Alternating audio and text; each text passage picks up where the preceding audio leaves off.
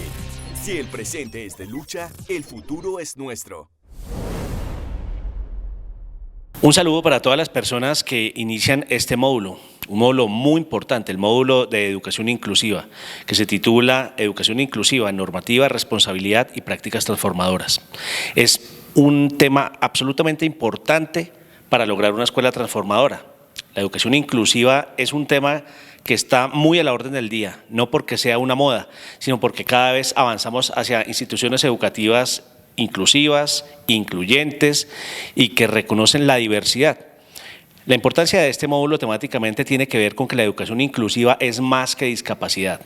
Por eso hay que conocer sus diferentes componentes, la normatividad y cómo esto lleva a concretar el derecho a que nuestros niños y niñas, nuestros jóvenes, puedan vivir en una escuela que realmente les reconozca como seres humanos, les potencie para la vida y les ofrezca lo mejor para que puedan desempeñarse en una sociedad tan compleja como la que tenemos hoy en día.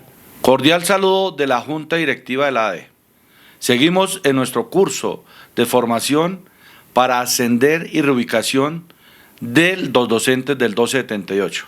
Es una iniciativa de la Junta Directiva de la ADE para todos ustedes quienes se conectan y quienes se inscribieron a esta oportunidad para mejorar sus condiciones salariales. Estamos con el módulo de educación inclusiva. Iniciamos esta nueva etapa. Normativa, responsabilidad y prácticas transformadoras.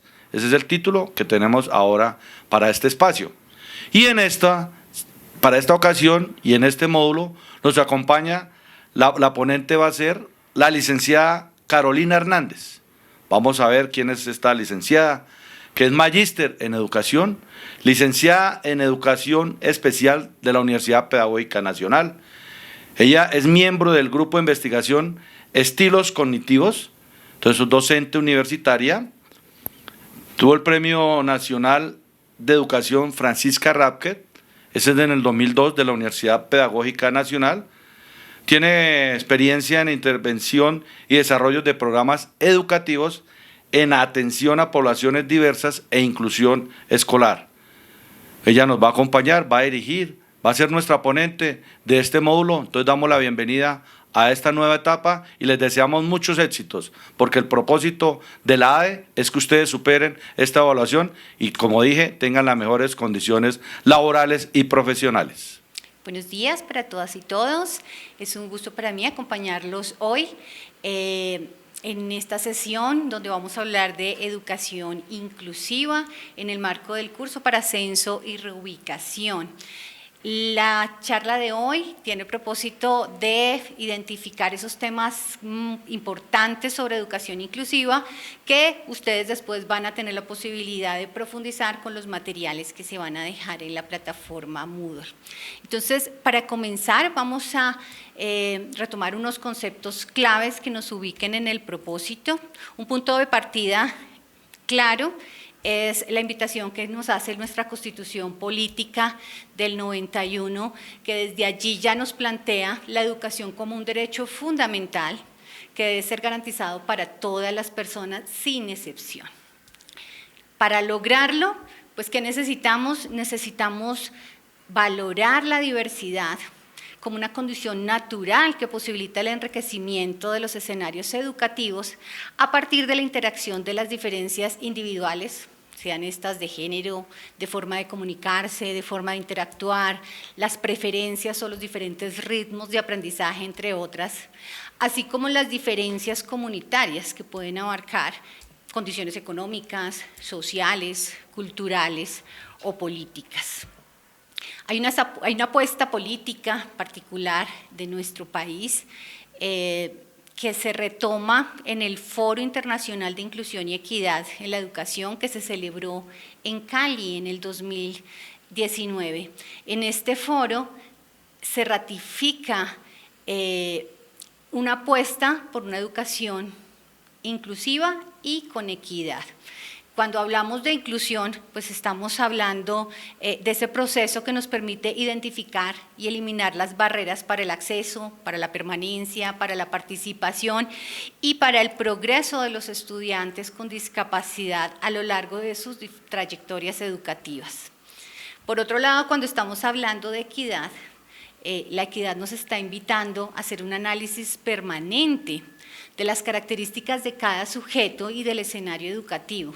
Esto con el fin de garantizar los apoyos y los ajustes razonables que requiere cada estudiante con discapacidad para aprender y desarrollarse. Esto significa todos tenemos garantía, debemos garantizar la educación para todos nuestros estudiantes, pero no todos necesitan o requieren los mismos apoyos o los mismos ajustes. Entonces, esto es ese plus adicional que nos da pensarnos la equidad en marco de inclusión. Para lograr esta apuesta, la política nacional nos invita a tener en cuenta los siguientes enfoques para la acción. Por un lado, la interculturalidad, entendida como un proceso permanente de relación, comunicación y aprendizaje entre personas, grupos, conocimientos, valores, tradiciones distintas, que está orientada a generar, construir y propiciar un respeto mutuo y un desarrollo pleno de las capacidades de los individuos, por encima de sus diferencias culturales y sociales. El otro enfoque que es importante que tengamos presente es la interseccionalidad. Y cuando hablamos de interseccionalidad, nos están invitando a un análisis de la experiencia particular del individuo. Cuando nosotros entendemos que en una sola persona la presencia simultánea de dos o más marcadores de diferenciación, pues incrementan las situaciones de desventaja y de exclusión, pues nos pensamos desde allí otras formas de abordar los apoyos y los ajustes que necesitan nuestros estudiantes. Si solo pensamos en una característica particular como una discapacidad, y no nos damos la posibilidad de mirar, además de la discapacidad, este estudiante puede ser un estudiante desplazado, puede ser un estudiante que viene de una cultura distinta a la del resto de los estudiantes de la escuela, pues estos otros marcadores de diferencia nos invitan a pensarnos estas estrategias de apoyo reconociendo esas otras vivencias y esas otras diferencias que marcan al estudiante. El enfoque de la interinstitucionalidad es una apuesta importante por hacer articulación con otras instituciones que nos ayuden a pensarnos programas, proyectos, planes, gestión de recursos y conocimientos para favorecer escenarios educativos que faciliten la participación y el aprendizaje de todos. Y finalmente la interseccionalidad como enfoque pues busca que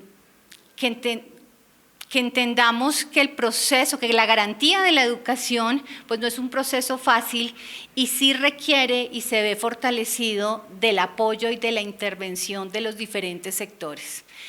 Hasta el momento hemos trabajado fuertemente y hay muchos avances y apoyos desde salud, desde cultura, desde deporte, desde educación, pero cuando los diferentes sectores se vinculan, se potencian entre ellos y se favorece el derecho a la educación de las personas con discapacidad. Con respecto a la normativa que acompaña o que sustenta la inclusión educativa, yo voy a escoger algunos hitos importantes de esa normativa que sustentan, en particular en el marco internacional. Podríamos decir que arrancamos en el 48 con la Declaración Universal de los Derechos Humanos, que nos pone en un lugar distinto para pensarnos la educación. Ya en el 60 se celebra una convención relativa a la lucha contra las discriminaciones en la esfera de la enseñanza, un hito importante para pensarnos esas posibilidades de garantía del derecho. En el 89 tenemos la Convención de los Derechos de los Niños y solo hasta el 2006 se celebra la Convención Internacional sobre los Derechos de las Personas con Discapacidad. Estos como hitos claves del marco internacional. En el marco nacional, pues arrancamos con nuestra Constitución del 91. En el 94 tenemos nuestra Ley General de Educación, la 115, que ya nos habla de la educación como un derecho para todos. En el 2006 aparece la Ley 1098, que es el Código de Infancia y Adolescencia, que todos reconocemos, y en el 2007, con la Ley 1545, se organiza el Sistema Nacional de Discapacidad.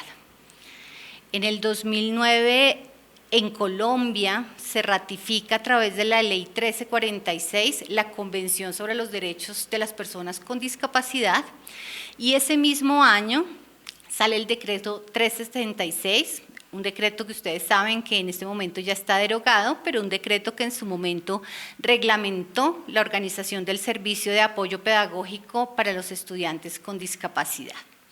En 2013, a través de la Ley Estatutaria 1618, se generan las disposiciones para garantizar el pleno ejercicio de los derechos de las personas con discapacidad y en el 2015 se expide el decreto 1075, que es el decreto único reglamentario de educación, el decreto que deroga al 366. Para 2017 aparece el decreto 1421, que específicamente reglamenta la atención educativa a la población con discapacidad en el marco de la educación inclusiva. Al año siguiente, a través de la Directiva Ministerial número 4, se dan las orientaciones para el derecho a la educación inclusiva y para el 2022, la resolución 1239 dicta disposiciones para la certificación, el registro, localización y caracterización de las personas con discapacidad. En el marco distrital vamos a hacer énfasis en dos hitos particulares. Uno está puesto en el 2012 con el acuerdo 505, se establece el Sistema Distrital de Atención Integral de Personas en Condición de Discapacidad en el Distrito Capital y para el 2023, a través del decreto 089, se adopta la política pública de discapacidad para el distrito 2023-2034, que es necesario que tengamos allí en proyección para todas las acciones pedagógicas e institucionales que debemos proyectar. Con respecto a la responsabilidad institucional, a las instituciones educativas, es importante que nos devolvamos al 2015, un poco en el marco de la definición de los Objetivos de Desarrollo Sostenible. El objetivo número 4 particularmente nos habla de garantizar una educación inclusiva y equitativa de calidad y promover oportunidades de aprendizaje durante toda la vida para todos. Entonces, en ese sentido, ¿cuál es la propuesta o la apuesta que tenemos que hacer las instituciones educativas para sacar adelante este objetivo particular de la Agenda 2030? Primero, en términos de pensarse ese proceso, necesitamos entender nuestra institución y esto nos convoca a evaluar la experiencia institucional. La inclusión no es un tema nuevo, llevamos casi 30 años con acciones específicas buscando garantizar el derecho de las personas con discapacidad en la escuela y entonces cada institución, algunas con mayor trayectoria, otras no, pero cada institución tiene una experiencia frente a la atención a la población.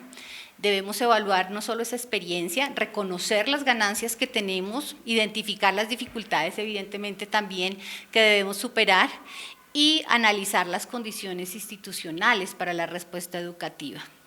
Este proceso de evaluación nos debe permitir como institución, con todos los actores del contexto educativo, actores directivos, docentes, maestros, familias, los mismos estudiantes, la comunidad en general, nos debemos pensar en qué es lo que hay que ajustar. Y hablaríamos aquí de pensar nuestros documentos, nuestras políticas institucionales, en función de ese primer análisis y evaluación que se hace. La pregunta es, ¿hay ajustes que amerite nuestros documentos institucionales, ajustes que haya que hacer en nuestros documentos, en nuestro manual de convivencia, en nuestro horizonte institucional, en marco del PEI, en nuestras apuestas de modelo pedagógico, en las culturas, en la convivencia escolar? Ese primer diagnóstico debe permitirnos identificar sobre qué puntos importantes deberíamos proyectar ajustes y estrategias, y sobre las prácticas educativas y ya la vida específicamente al interior del aula en los procesos de aprendizaje y de enseñanza. Esto para pensarnos un tercer paso que nos hable de ejecutar unas acciones claras de mejoramiento continuo que deben ser reconocidas por los diferentes miembros de la comunidad, y una cuarta etapa que nos hablaría del proceso de ser observadores juiciosos y constantes de la apropiación de esos compromisos. Este proceso, pues la idea es que sea cíclico. Recuerden que la inclusión no es un producto, no es un punto de llegada. La inclusión es un proceso, y en marco de proceso pues debemos estar en esta constante evaluación, ajuste, ejecución y observación de nuestros propios compromisos, en este caso con la educación para todos y todas. Adicionalmente, en la convención que se realizó en Cali en el 2019, se generaron unos compromisos institucionales, 8 compromisos institucionales, después de que los diferentes países hicieron un análisis de cómo va la garantía de la educación para todos y qué cosas nos están haciendo falta. Ellos definen allí 8 compromisos institucionales que quisiera que revisáramos, porque son importantes para pensarse no solo desde la gestión escolar, sino desde la gestión académica. El primer compromiso hace referencia a la importancia de que las políticas institucionales adopten el enfoque intersectorial. Este trabajo arduo de sectores separados no es algo que nos caracteriza solo aquí en Bogotá o en nuestro país, es una característica de los diferentes países, y que se ponen de acuerdo para entender pues que trabajando juntos logramos más cosas. Entonces hay una primera apuesta, un primer compromiso por hacer evidente ese enfoque intersectorial en las políticas institucionales. Hay un segundo objetivo, un segundo compromiso que hace referencia a garantizar la articulación entre los diferentes niveles del sistema educativo. Una cosa es articularnos con los diferentes sectores, y otra cosa es generar estrategias para garantizar una adecuada articulación entre los diversos niveles del sistema educativo. Pensarnos la primera infancia, pero la educación básica también es importante, y esas transiciones también hacia la educación superior en sus diferentes formas, pues va a garantizar trayectorias educativas completas para los estudiantes con discapacidad. El tercer compromiso se centra en los currículos. Y hay una invitación a que los currículos sean amplios, que incluyan la cultura, que incluyan el deporte, que incluyan las artes, y que las prácticas pedagógicas que acompañan la ejecución de esos currículos sean sensibles en materia cultural y se permitan incorporar la diversidad lingüística de nuestros estudiantes.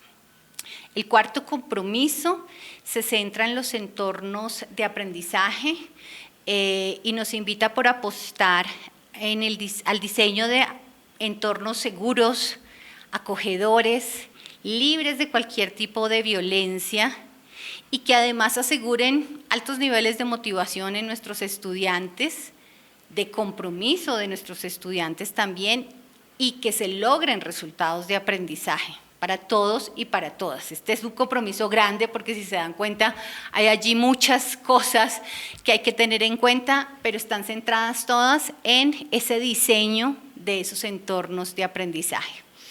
El quinto compromiso se centra en la incorporación y el uso de las tecnologías, a pesar de que pues hemos tenido mucho desarrollo de las tecnologías en los últimos años, pues necesitamos seguir garantizando que sean accesibles para todos nuestros estudiantes y que fortalezcan, además que se vuelva una potencia para favorecer procesos de enseñanza y aprendizaje que se basen en principios de equidad, de diversidad y de inclusión. El sexto compromiso está dirigido a los actores, directivos, docentes, administrativos, docentes, que en esa lógica de entender que cada vez logramos una conciencia más clara sobre la diversidad de nuestros estudiantes, de nosotros mismos como sociedad. Esto nos ayuda a entender, a cambiar, ¿sí?, la forma en que nos relacionamos, la forma en que comprendemos y la mirada con la que nos pensamos el hacer educativo. Y en ese sentido, esas claridades deben ir acompañadas pues de unos valores, de unas actitudes, de unos conocimientos necesarios para hacer que la inclusión con equidad sea posible para todos nuestros estudiantes.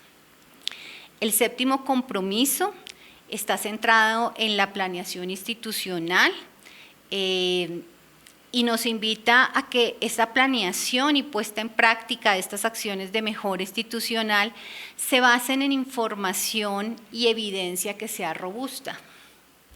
Y aquí es importante todos estos procesos de registro, por ejemplo, de los estudiantes con discapacidad en el CIMAD. No solo hacer el registro es importante, sino hacer un adecuado registro. Le permite no solo a la institución, sino le permite a nuestro distrito, le permite a la Secretaría de Educación, al Ministerio, tener una mirada de quiénes son nuestra población con discapacidad en la escuela, cómo están avanzando, cómo están generando esas transiciones educativas y cuáles son los apoyos y los recursos que se requieren para acompañar a las instituciones en este compromiso. El último compromiso está relacionado con el uso efectivo y con equidad de los recursos educativos. Si nosotros les preguntamos a los padres y a veces a los estudiantes, siempre se queda la idea de que no hay recursos, de que no hay apoyos, de que no hay materiales, de que no hay dinero, de que estamos llenos de restricciones en los contextos escolares, pero la verdad es que sí hay muchos recursos y mucho material para apoyar los procesos de aprendizaje de las personas con discapacidad en la escuela. Lo que nos está pasando, infortunadamente, es que a veces tenemos los recursos, pero no sabemos cómo sacarles provecho como maestros en el aula. O tenemos una falsa idea de que los materiales y los recursos especializados para apoyar procesos de aprendizaje deben ser de uso exclusivo de los maestros de apoyo. Y no es la idea. La idea es que estos recursos son para que los estudiantes y los maestros favorezcan los procesos de enseñanza en el aula. Esto con respecto a estas apuestas institucionales, muy desde esa mirada de la gestión directiva y administrativa. Vamos a centrarnos ahora un poco en esos procesos inclusivos ya más en el marco de lo pedagógico y para eso digamos que tener presente que las acciones pedagógicas por sí solas no logran lo mismo que se logra cuando están acompañadas de acciones administrativas que apoyan el actuar pedagógico. Entonces, vamos a mirar unas acciones administrativas y pedagógicas que apoyan tres momentos importantes en el acompañamiento a las transiciones educativas de los estudiantes. Un primer momento sería el acceso al sistema educativo, un segundo momento, pues evidentemente todo el proceso de permanencia en el sistema y un tercer momento que da cuenta del progreso en los diferentes niveles del sistema y finalmente el egreso. Entonces, si nos vamos al primer momento, que es el acceso al sistema educativo, desde las acciones administrativas dos actividades muy importantes o dos acciones muy importantes que tenemos que tener presentes son, una, la gestión de la cobertura, ¿sí? Ese seguimiento y claridad que tiene la institución y sus directivas y sus administrativos en todo el proceso de acompañamiento a la solicitud de cupo escolar, a la formalización de la matrícula y a realizar el registro en el CIMAD. Lo que hemos visto en los análisis que hacemos en la universidad es que hay un juicioso registro de una cantidad importante de estudiantes con discapacidad, pero muchas veces ese registro no se hace de manera adecuada y entonces tenemos un registro que no es confiable. Entonces allí sí es necesario pensarse en acciones de mejora para garantizar procesos adecuados de registro en el CIMAD, pues es parte de las cosas que tenemos que empezar a poner en esa lista de chequeo y para pensar en las acciones de mejoramiento. La otra acción importante desde las acciones administrativas es pensarse el horizonte institucional, esta revisión y actualización permanente de nuestros documentos institucionales y unos procesos de autoevaluación y mejoramiento continuos que sean sistemáticos y que sean conocidos y reconocidos por toda la comunidad educativa. Estas acciones que deben potenciar en términos de lo pedagógico, que aquí es donde entran los maestros y ponen su firma en este proceso de acceso al sistema educativo de los estudiantes con discapacidad. Hay una primera acción importante que hace referencia a la acogida y a la bienvenida de nuestros estudiantes, independiente del nivel en el que se vinculen a la institución o del momento incluso del año en el que se vinculen, pues hay un momento de entrada que es importante y que hay que pensar unas acciones particulares como fomentar esa toma de conciencia para crear culturas inclusivas, un análisis de la convivencia de nuestra aula, de nuestro espacio institucional, que acoge a una nueva persona con unas historias de vida, con unos requerimientos de apoyo particulares y que debemos tener en cuenta desde el comienzo para evitar dificultades hacia adelante. Reconocer la diversidad, entonces, como base de la convivencia escolar, pues va a facilitar que esta persona o que estas personas con discapacidad que llegan, pues se sientan acogidas y se sientan parte de la comunidad. Y es muy importante el establecimiento de relaciones de confianza con las familias en este primer momento. Estas familias de estudiantes con discapacidad son familias que tienen recorridos la mayoría de las veces muy dolorosos.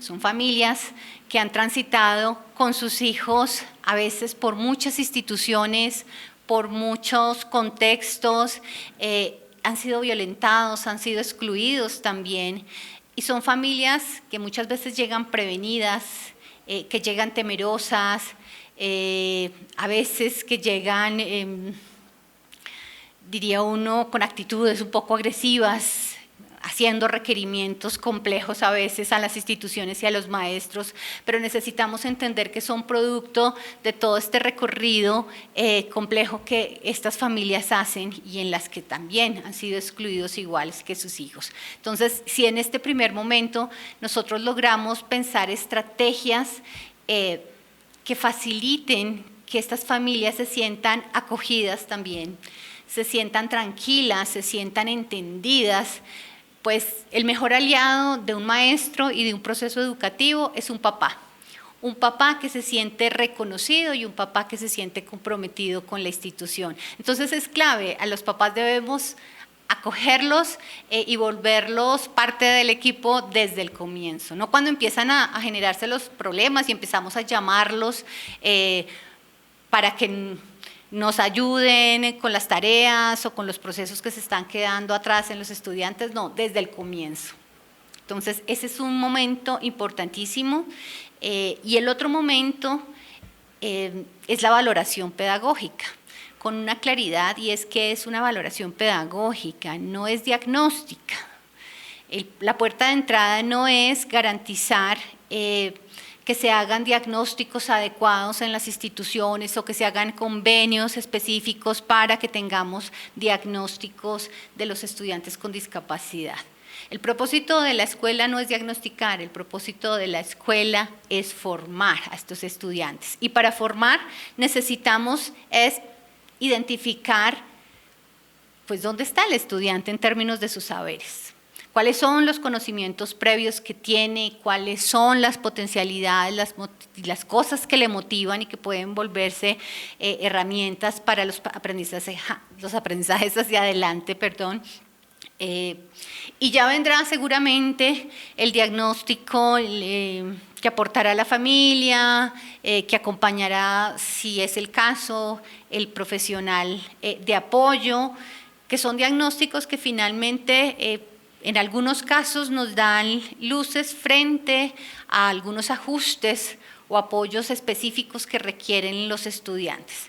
Pero realmente lo que define la ruta de navegación en términos del proceso de enseñanza, pues es esta valoración pedagógica, y aquí el papel del maestro es muy importante. Nos apoyamos de los maestros de apoyo para garantizar el acceso a la información y para garantizar que esta valoración realmente responda a los requerimientos de apoyo que requieren los estudiantes. Pero quien valora pedagógicamente a estos estudiantes es el maestro de aula, el maestro del área. En un segundo momento, ya nos pensamos la permanencia, nos pensamos los procesos de aprendizaje y de participación de los estudiantes con calidad y con pertinencia, las acciones administrativas que son importantes y claves para respaldar lo que los maestros hacen en el aula, pues están centradas en la garantía de las condiciones institucionales. Disponer de condiciones para la elaboración, por ejemplo, e implementación del PIAR, pues es la primera y es institucional. El PIAR no es un formato que le corresponde al maestro de apoyo o es un formato o una tarea extra que debe hacer el maestro de aula. El PIAR es una estrategia institucional y los diferentes actores de la institución tienen allí unos roles específicos para garantizar que este recurso nos ayude a pensarnos esa ruta de apoyos que garantice los aprendizajes de las personas con discapacidad. Entonces, desde esa gestión directiva y administrativa, disponer de esas condiciones, de esas claridades, de esos liderazgos para poder llevar a cabo el PIAR es muy importante. La gestión del sistema de apoyos de la institución para acompañar los procesos específicos en el aula también es muy importante en este segundo momento de garantía de la permanencia. Y finalmente, el liderazgo en la cualificación continua de los maestros. Decíamos ahora en los compromisos, necesitamos maestros no solo con las actitudes, sino con las aptitudes y los conocimientos que les permitan abordar los retos que nos generan no solo a las nuevas generaciones, sino nuestros estudiantes con discapacidad. Y esto se acompaña con cualificación continua de los maestros. Y es respuesta de un liderazgo institucional que se lo piensa en apoyo a el trabajo de aula. Con respecto a las acciones pedagógicas y donde está el centro del ejercicio docente, pues la acción más importante es lograr diseñar ambientes de aprendizaje que garanticen para todos nuestros estudiantes pues que aprendan, ¿sí? La permanencia en la escuela para los estudiantes con discapacidad no puede seguir siendo una permanencia pasiva y estática de unos estudiantes que ingresan, se les garantiza el ingreso y se les garantiza que estén allí acompañados con sus compañeros de grupo y que avances con sus compañeros de grupo y al final un día van a llegar al último año y nos vamos a preguntar, se van a graduar, pero ¿aprendieron? hace mucho tiempo, ya hace más de 20 años que hablábamos en los colegios cuando pensábamos en esas primeras experiencias de inclusión, pensábamos que era suficiente con que estuvieran allí y que tuvieran la posibilidad de socializar, de ser felices, de relacionarse con otros. Pero hoy entendemos que no es suficiente y que ellos tienen derecho de ir a la escuela a hacer lo que hacen todos los niños en la escuela. Tienen que ir a aprender. Y entonces la pregunta es, ¿cómo garantizamos que ellos, con esas particularidades que tienen y con esos requerimientos específicos de apoyo que tienen, logren aprender al igual que aprenden sus compañeros? Entonces, los maestros necesitamos pensarnos un diseño de currículo flexible que nos permita entender esa diversidad, no solo de las restricciones y las barreras que puedan presentar las personas con discapacidad, ¿no? Que se pueda entender esas otras diversidades que acompañan la escuela. Entonces, una apuesta muy importante y es pensarnos la flexibilidad curricular. Fomentar la planeación flexible también, porque una cosa es el currículo flexible, pero otra cosa es allí, en el aula, en el día a día, en el proceso particular de enseñanza, cómo hacemos que nuestra planeación, que nuestras estrategias de aprendizaje sean flexibles y favorezcan llegar a todos esos requerimientos y necesidades distintas de nuestros estudiantes en un mismo salón, sin necesidad de pensar que hay que planear distinto para cada niño. No, ¿cómo pienso yo mi tema? Todos deben, si yo defino un tema, todos deben aprender el tema. Ahora, ¿cómo entendiendo la diversidad de mis estudiantes hago que ese tema se adapte a las diferentes necesidades y potencialidades que tienen nuestros estudiantes? Es importante dentro de este diseño de ambientes, pues tener claros cuáles son esos ajustes razonables que acompañan estas estrategias y hacer unos procesos de seguimiento constantes de esos ajustes. A veces cuando nos pensamos al inicio del PIAR y nos pensamos en los apoyos y los ajustes, resulta que los ajustes no funcionan, ¿sí? Estamos con el estudiante sordo y entonces pensamos que el ajuste es que tenemos que garantizar, por ejemplo, un intérprete. Pero resulta que no todos los estudiantes sordos manejan la lengua de señas colombiana. Entonces, si yo coloco en mi PIAR que debo garantizar el intérprete y luego el intérprete pues hace su trabajo, pero el estudiante no maneja la lengua de señas, pues ese no era el ajuste. Es posible que este estudiante sordo usara un implante o se hubiera oralizado y necesitar otro tipo de apoyos distintos. Entonces, sí es importante ir haciendo seguimiento de los ajustes que definimos al inicio, porque es posible que algunos funcionen muy bien y es posible que otros no. Aquí es clave que entendamos que los ajustes razonables y los apoyos no están definidos necesariamente por la discapacidad, no es que la persona ciega tiene estos apoyos y la persona sorda tiene estos otros apoyos y la persona con discapacidad intelectual tiene… No necesariamente, porque es que no están definidos por la discapacidad de la persona, sino por el requerimiento de aprendizaje. Entonces, hacer un seguimiento continuo podría evitarnos llegar al final del año escolar y darnos cuenta que no logramos el propósito inicial. Y lo otro es podernos pensar en ese diseño de ambientes, el proceso de evaluación formativa. Yo siempre he dicho que estamos quedándonos estancados un poco en los procesos de evaluación.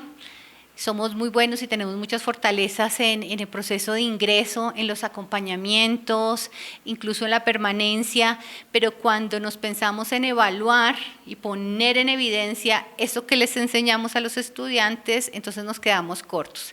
Y a veces no es porque los estudiantes no hayan aprendido dentro del proceso escolar, a veces es que no encontramos las maneras flexibles de evaluar para que ellos puedan hacer evidente eso que han aprendido.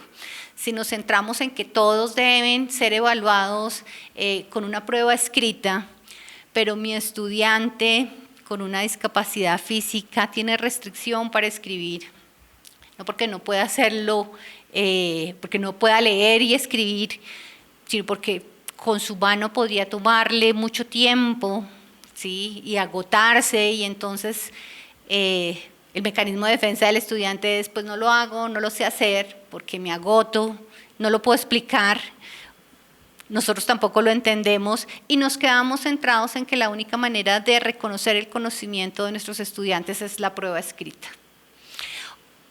Claro, uno diría, bueno, entonces no, que no los evaluamos escrituralmente, que lo hagan oralmente, pero tenemos estudiantes que oralmente podrían entrar en pánico, podrían sentirse angustiados porque su oralización no es adecuada y entonces se sienten expuestos y tal vez oralmente no es la mejor manera, pero si les pedimos que escriban, nos van a mostrar todo lo que han aprendido. Otros tal vez no lo van a hacer oralmente ni escrituralmente de manera adecuada, pero si los ponemos a ejecutar, a diseñar, a modelar lo que han aprendido, entonces nos damos cuenta que realmente han aprendido bastante. Entonces, necesitamos empezar a pensar procesos de evaluación que puedan hacer evidente lo que realmente nuestros estudiantes están aprendiendo con nosotros a diario en las aulas. El último momento, que es que habla del progreso en esas trayectorias educativas que esperamos sean completas, desde las acciones administrativas nos invita aquí a tener presentes como dos acciones particulares. Uno, a revisar un poco el sistema institucional de evaluación de los estudiantes para garantizar no solo procesos de evaluación claros, sino de promoción, que sean inclusivos y que sean equitativos. Pero esto significa que si nuestros estudiantes avanzan porque aprendieron, no porque en el marco de la equidad merecen pasar al siguiente nivel, ¿sí? Aquí es importante que hagamos esa diferenciación, por eso es tan importante que hagamos revisión constante de este sistema institucional de evaluación de los estudiantes. La otra acción importante en términos de progreso de trayectorias educativas tiene que ver con asegurar la participación de los estudiantes con discapacidad en las evaluaciones de calidad de la educación. Debemos registrar a las pruebas Saber 11 a nuestros estudiantes con discapacidad. Hay instituciones que no lo hacen porque piensan que esto baja los resultados de la institución. ¿Y qué es importante tener en claro aquí? Dos cosas. Primero, los análisis que se realizan de calidad en las instituciones no recogen los datos de los estudiantes con discapacidad, ¿sí? Para que estemos tranquilos en las instituciones. Hay que registrar a las personas con discapacidad. El sistema no reconoce estas evaluaciones para hacer el diagnóstico de la institución, pero sí tener esta evaluación de las personas con discapacidad, de los estudiantes con discapacidad, nos permite entender y tener un panorama de cómo está la inclusión y cómo está avanzando realmente nuestros estudiantes con discapacidad en la escuela, para pensarse los apoyos que se requieren en los procesos de formación, los procesos de inversión que hay que hacer. Entonces se hace un análisis separado de los datos de los estudiantes con discapacidad que se registran a estas pruebas Saber 11. ¿Qué es importante? Porque no es solo registrarlos, es importante registrarlos, pues identificar con claridad cuál es la discapacidad que tiene el estudiante para que además se le garanticen los apoyos. La idea no es que se presente a una evaluación y que lleva todo un proceso escolar recibiendo unos apoyos para acceder a la información y para dar a conocer sus aprendizajes, y que llegue al final y que no tenga estos apoyos. Entonces la idea no, es que si la información es clara en el registro, se le garantizan a las personas, a estos estudiantes, los apoyos para que presenten sus pruebas en equidad. y puedan demostrar lo que ellos aprendieron. Esto con respecto a las acciones administrativas. Con respecto a lo que serían las acciones pedagógicas, pues lo más importante es que como maestros acompañemos esas transiciones educativas. Esto implica garantizar procesos de articulación que favorezcan esas transiciones, no solo de un grado al otro, sino de un nivel al otro, del preescolar a la básica, de la básica a la superior, o las transiciones de una institución a la otra. A veces el niño se va, el estudiante se va y nos olvidamos que hay un compromiso allí con el proceso de este estudiante y entonces a la institución no mandamos, por ejemplo, los informes de seguimiento que se hacían en el PIAR, que son un insumo supremamente importante para la nueva institución que va a recibir a este estudiante el siguiente año escolar. Entonces, es parte de nuestro compromiso garantizar que esas articulaciones y que esas transiciones sean amables, no solo por nuestros estudiantes, sino por estos maestros que van a recibir y van a acompañar, van a seguir acompañando los procesos y los apoyos de nuestros estudiantes con discapacidad. Y la otra acción, ya pensándonos hacia el final de proceso escolar, pues es poder diseñar procesos de orientación socioocupacional que sean inclusivos y equitativos, con una invitación muy importante y es que no esperemos a que ellos sean grandes, a que sean adolescentes, a que ya estén casi listos para salir del colegio, para pensarnos las estrategias de proyección hacia futuro, ¿sí? Porque esperamos a que tengan 15, 16, 17 años para pensar y ellos qué van a hacer después de que salgan del colegio. Yo los voy a invitar a que nos pensemos esto desde el primer día que llegan los estudiantes, desde que ingresan al aula de preescolar, a grado primero, y es ese niño pequeño que está allí, esa niña que tenemos allí, ¿cómo nos la pensamos cuando salga de la escuela? ¿Sí? ¿Cuál consideramos que debería ser su proyección? Claro, cuando ella crezca seguramente o cuando él crezca va a decir también, ¿no?, qué quisiera hacer. Pero yo que soy su maestro de primer grado, ¿cómo me lo proyecto? Si yo parto del hecho de pensar que es una persona con discapacidad y por ser una persona con discapacidad jamás va a salir de su casa, pues muy seguramente yo no me voy a esforzar por enseñarle muchas cosas en el aula porque creo que se va a quedar en su casa por tener discapacidad. Pero si yo tengo una mirada distinta del sujeto y digo, este es un niño que en un futuro, independiente de su discapacidad, podría tener su emprendimiento, podría ir a trabajar, podría ir a una universidad, podría ser un profesional. Pues si yo me lo visualizo profesional, significa que desde el primer momento yo debo garantizar pues, que desarrolle sus habilidades básicas de pensamiento, que aprenda a leer, que aprenda a escribir. Esto no puede ser algo que se resuelva cuando ya está en los últimos grados. Si yo creo que esta persona en un futuro, con mi acompañamiento como maestro, podría ser un profesional, entonces hay que desde el primer día empezar a pensar en esa proyección y garantizar esos aprendizajes.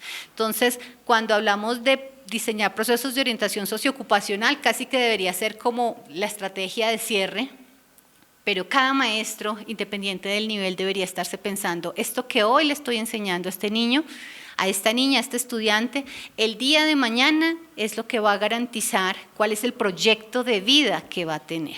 Entonces, así como lo hacemos con nuestros otros estudiantes, con las personas con discapacidad, también la invitación es a pensarnos ese proyecto de vida y en función de ese posible proyecto de vida, porque no lo decidimos nosotros como maestros, no lo deciden tampoco los papás, lo van a decidir ellos como sujetos políticos que son y llegará un momento donde ellos van a decidir cuál es su proyecto de vida, pero nosotros debemos haber garantizado las estrategias, las herramientas para que ellos puedan enfrentar ese proyecto de vida que decidan a futuro.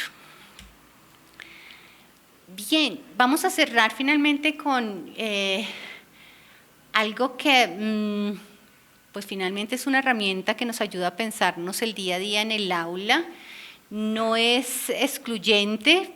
A veces pensamos que cuando nos hablan de diseño universal para el aprendizaje nos están diciendo que esa es la única manera de acercarnos a la enseñanza de las personas con discapacidad, y no es así.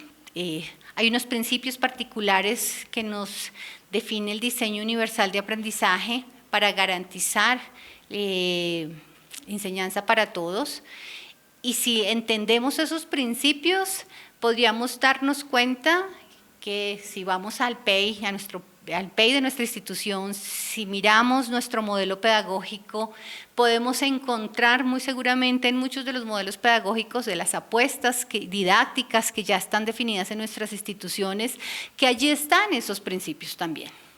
¿Sí? Solo que olvidamos que están allí y que el modelo pedagógico es una herramienta para garantizar estos aprendizajes.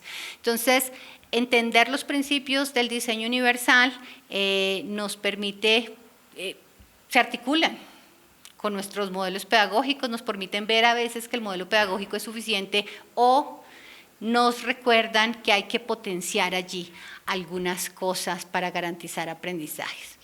3 principios básicos del diseño universal del aprendizaje. Uno es que el maestro se piensa múltiples formas de motivar y de garantizar el compromiso de los estudiantes.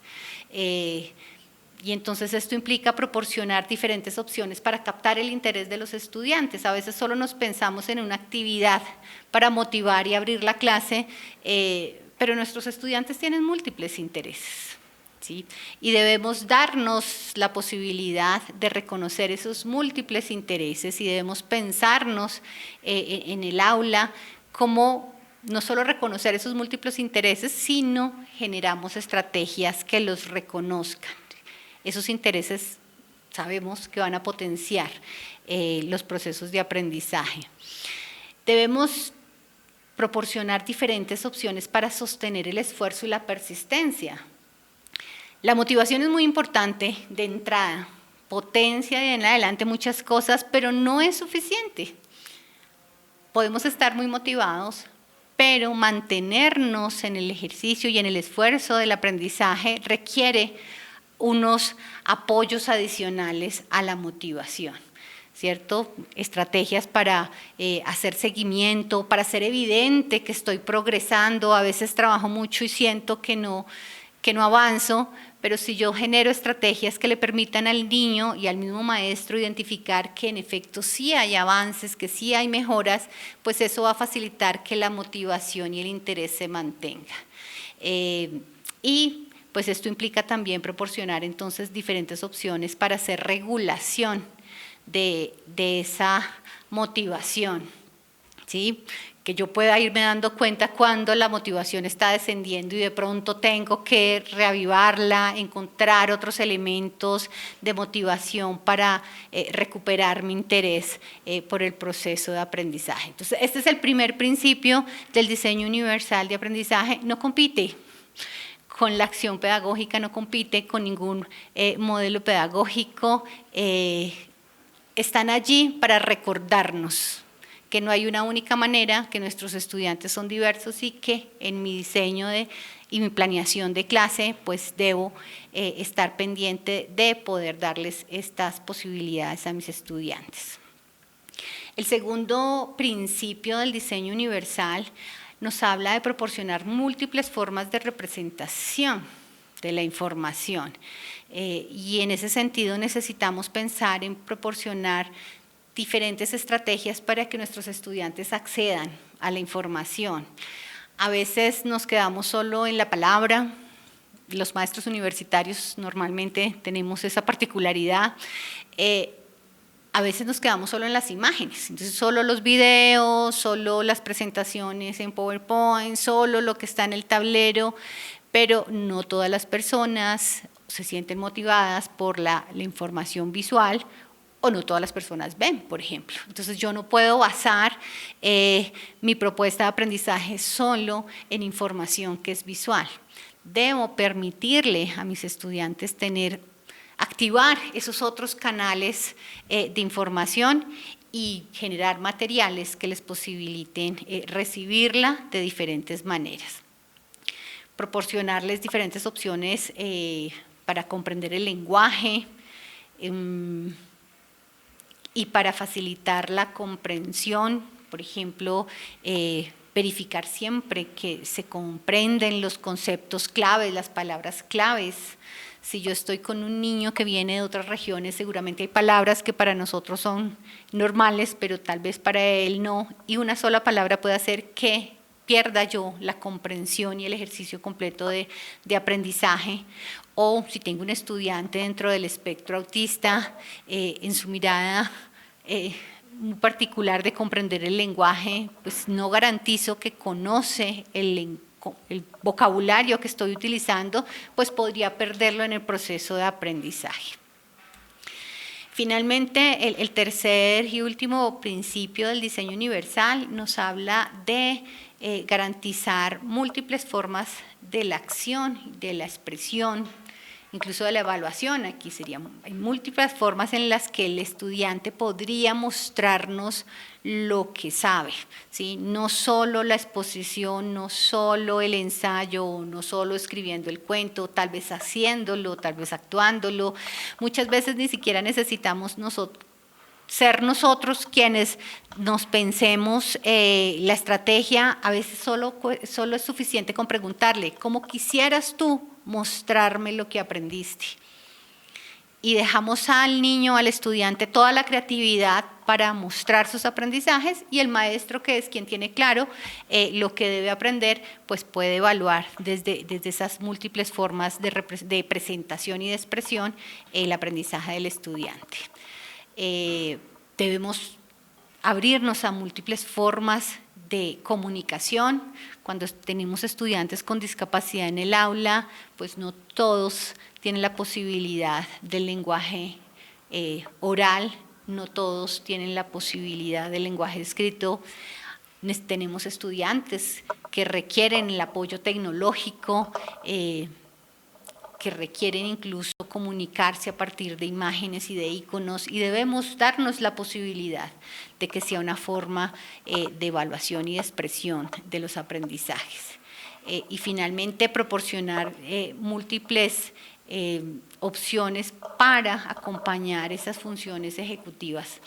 Necesitamos formar a nuestros estudiantes, no solo a los estudiantes con discapacidad, a todos nuestros estudiantes, para que ellos puedan regularse, puedan identificar cuáles son las metas de aprendizaje. No solo vayan al aula a hacer lo que el maestro les pide que hagan, sino que ellos tengan claro cuál es el propósito que tiene el maestro con esa actividad particular que le está colocando, que ellos lo puedan visualizar, que ellos le puedan hacer seguimiento, que no solo el maestro evalúe el avance, sino que ellos puedan encontrar estrategias para ellos mismos darse cuenta que están avanzando o que necesitan esforzarse más, o que de pronto necesitan pedir unos apoyos adicionales porque no están entendiendo lo que está sucediendo en el aula.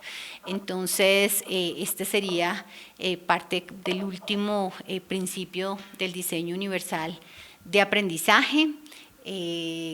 Vamos a dejar hasta aquí. En la plataforma ustedes van a encontrar diferentes materiales, diferentes guías que evidentemente van a ampliar estos temas, porque lo que acabamos de hacer pues es una mirada muy rápida. La inclusión no es un tema práctico, fácil, que se resuelva rápido, pero sí hay muchos materiales y muchos recursos generados por Secretaría de Educación, generados por el mismo ministerio, que no solo nos amplían estos temas, sino que nos dan ejemplos y nos contextualizan estas situaciones en diferentes realidades educativas. Entonces, ustedes van a encontrar en la plataforma diferentes materiales que van a ampliar lo que trabajamos en esta sesión, y van a encontrar el ejercicio o la tarea que yo esperaría acompañarles a ustedes en este proceso.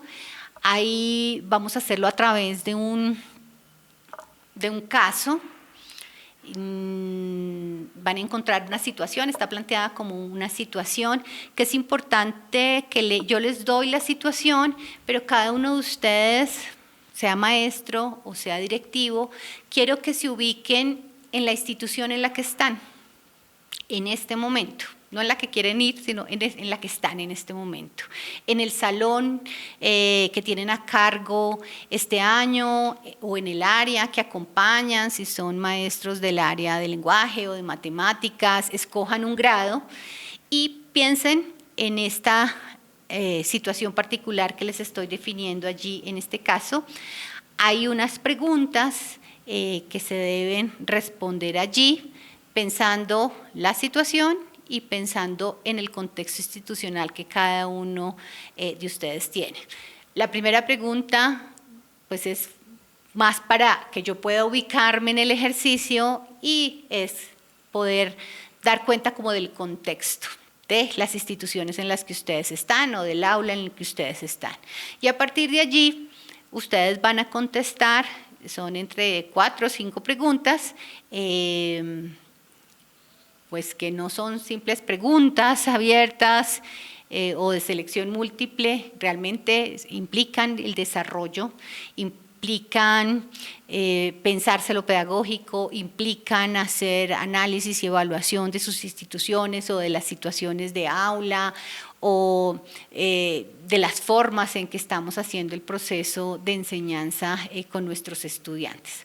Entonces, voy a quedar atenta a través de la plataforma a las preguntas que van a surgir no solo de esta presentación, sino de la lectura de los documentos y pues del ejercicio que se está proponiendo. Les agradezco mucho, que tengan todos una buena tarde.